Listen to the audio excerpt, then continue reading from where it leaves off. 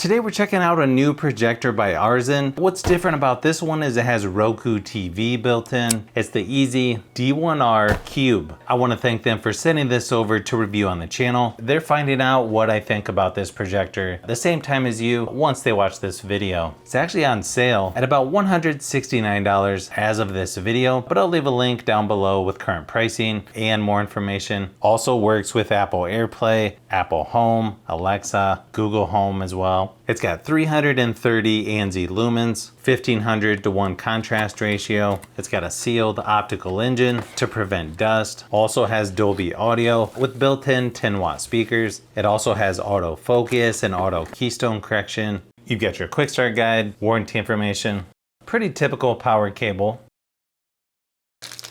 Kind of weird seeing the remote control being pretty much identical to most other Roku TV remotes. Even has the volume controls on the side. You also have 4 shortcuts there at the bottom for Netflix, Disney Plus, Apple TV, Prime Video. As you can see, the projector itself is pretty compact. I thought it was a button here on top, but I think that's just a sticker. You've got your sensors here on the front. You've got some ventilation as well. Overall, pretty clean design to it. I kind of like the silver accent down at the bottom. You can see where the built-in speaker is there on the side, underneath the fabric material, which is on both sides.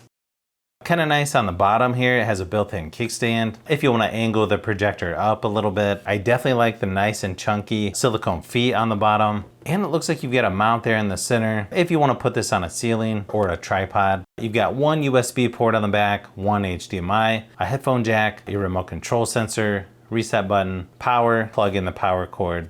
You've also got some ventilation here on the back as well. I gotta say, pretty nice build quality considering the price. I think they've done a nice job with the design on this one. When setting up the projector, it's gonna look very similar to other Roku TV devices. If you already have a Roku account, it's just a matter of logging in, and there's just a couple step-by-step things to do. You will notice on the home screen, there's not much difference between this and other Roku TVs or Roku streaming devices. You're gonna have a lot of the same settings that you normally would see with Roku devices, but it's nice they also give you the option to adjust things manually if you need to, like focus and keystone adjustments as well. You also have image correction, movement adjustments, and orientation in the projector settings as well. If you don't want to use the built-in Roku software, you can also connect your own streaming device using the HDMI port, but overall picture quality actually seems pretty good on here as long as you have all the lights turned off. I don't think it's quite bright enough to use with the lights turned on, but it's got good contrast. Viewing angles seem good as well from what I've seen so far in my testing. Colors also seem to be pretty natural on here. I think the built-in speakers have nice quality for a projector this size, but you can obviously get better audio using external speakers. I also noticed when you hold down on the volume button on the remote control, the projector would sometimes just shut off randomly. I'm hoping that's just a glitch on mine, but here's a quick audio sample just to give you an idea of what the projector sounds like.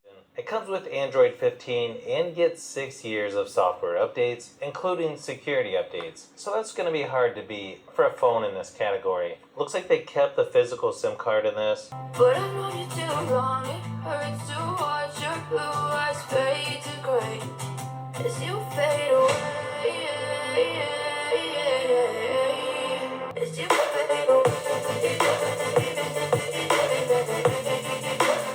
It was actually pretty simple to connect my iPad to this projector since it's very similar to most other Roku devices using AirPlay. Of course, you could use an HDMI adapter as well, but text on here is nice and sharp, so you could use this for presentations and things like that as well. I even played some mobile games on here using my Xbox controller through Bluetooth, and they actually seem to play fairly smooth. I also played some games on here like Punch-Out from my Super Nintendo Mini and Rocket League on my Xbox Series X. It's actually better for gaming on this than I was expecting. It also didn't seem to lag much at all using a Bluetooth controller, so that's good to see. Now obviously it depends on which games you're playing, but overall it does a pretty nice job for gaming. I would say it probably depends on whether you like Roku TV devices, on whether this is the right projector for you. I think think it's actually a pretty smart idea, considering most people are already familiar with Roku TVs or Roku streaming devices, and considering what you get for the price, I think this projector is definitely one worth checking out.